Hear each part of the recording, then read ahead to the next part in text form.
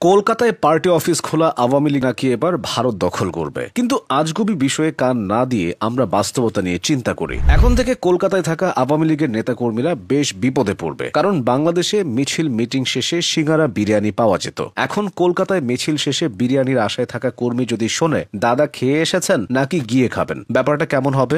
এছাড়া ধরুন কেউ ওবায়দুল কাদেরকে বলল, দাদা অর্ধেক মিষ্টি দিয়েছি, পুরোটা খাবেন কিন্তু। অপমানিত বোধ করে ওবায়দুল কাদের বলতে পারে, ভালো হয়ে যাও দাদা, ভালো হয়ে যাও। কলকাতাবাসীর কৃপণতা নিয়ে একটা কৌতুক আছে। এক লোক গেছে তার বোনের বাসায়, গিয়ে দরজায় নক করলো। প্রথমবার কেউ খুললো না, আবার নক, কোনো সারা শব্দ নেই। তারপর সে আবার নক করলো, কিন্তু না, এবারও দরজা খোলার কোনো নাম নেই। শেষমেশ আর না পেরে বলল, দিদি আমি খেয়ে এসেছি তো। দিদি বলল, ওরে দুষ্টু, তা আগে বলবি নে।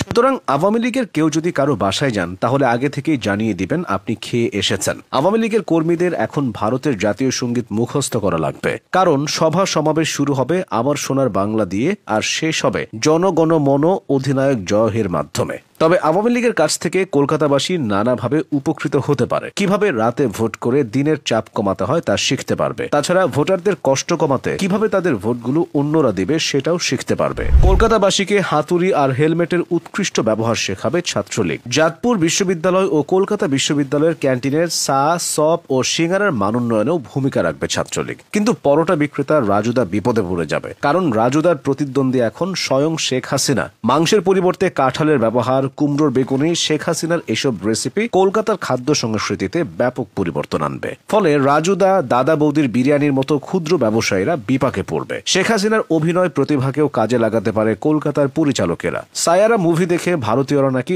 অজ্ঞান হয়ে যাচ্ছে। তারা যখন শেখ হাসিনার স্বজন হারানো বেদনা বিষয়ক সিনেমা দেখবে, কাঁদতে কাঁদতে নিশ্চয় পটল তুলবে। আওয়ামী লীগের উপস্থিতিতে কলকাতার সিনেমা ইন্ডাস্ট্রির অভিনেতা অভিনেত্রীরা নতুন নতুন কাজ পাবে। দেবকে দেখা যেতে পারে বঙ্গবন্ধুর বায়োপিকে। দেব যদি বুদ্ধিমান হয় তাহলে 1 টাকা পারিশ্রমিক নেবে। পরবর্তীতে কলকাতার নিউ টাউনে পেয়ে যাবে আস্ত একটা প্লট। কলকাতায় যদি হঠাৎ প্রাকৃতিক দুর্যোগ দেখা যায়, তাহলে চিন্তার কোনো কারণ নেই, কারণ পৃথিবীতে এমন দুর্যোগ নেই যেটা মোকাবিলার ক্ষমতা সাদ্দামের ছাত্রলীগের নেই। এছাড়া মানবিক কাজের জন্য ফারাজ করিম তো আছেই। আওয়ামী লীগের কাছ থেকে কলকাতাবাসী নানান সুবিধা পেলেও প্রযুক্তি, ফুটবল ও সঙ্গীত এই 3টি ক্ষেত্রে বঞ্চিত হবে। প্রযুক্তির পলক, ফুটবলের ব্যারিস্টার সুমন এবং সঙ্গীতের মমতাজ এখন 4 দেয়ালের মাঝে বন্দী। এদিকে এশিয়া কাপ শুরু হতে আর বেশি দেরি নেই। এতে বাংলাদেশ যদি ভারতের মুখোমুখি হয়, তাহলে কলকাতার আওয়ামী বাসিন্দারা কোন দলকে সমর্থন করবে? এই সমস্যার সমাধান তখনই হবে যখন আওয়ামী লীগের মাধ্যমে ভারত ও বাংলাদেশ মিলে আস্ত একটা দেশ হবে। কিন্তু সেখানেও সমস্যা আছে। ভারত এত ট্রফি জেতার পরও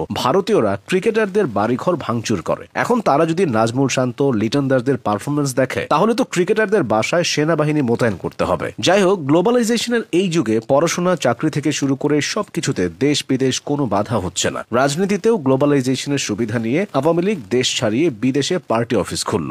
উদ্ভাবন মানেই আওয়ামী লীগ, নতুনত্ব মানেই আওয়ামী লীগ। জয় বাংলা।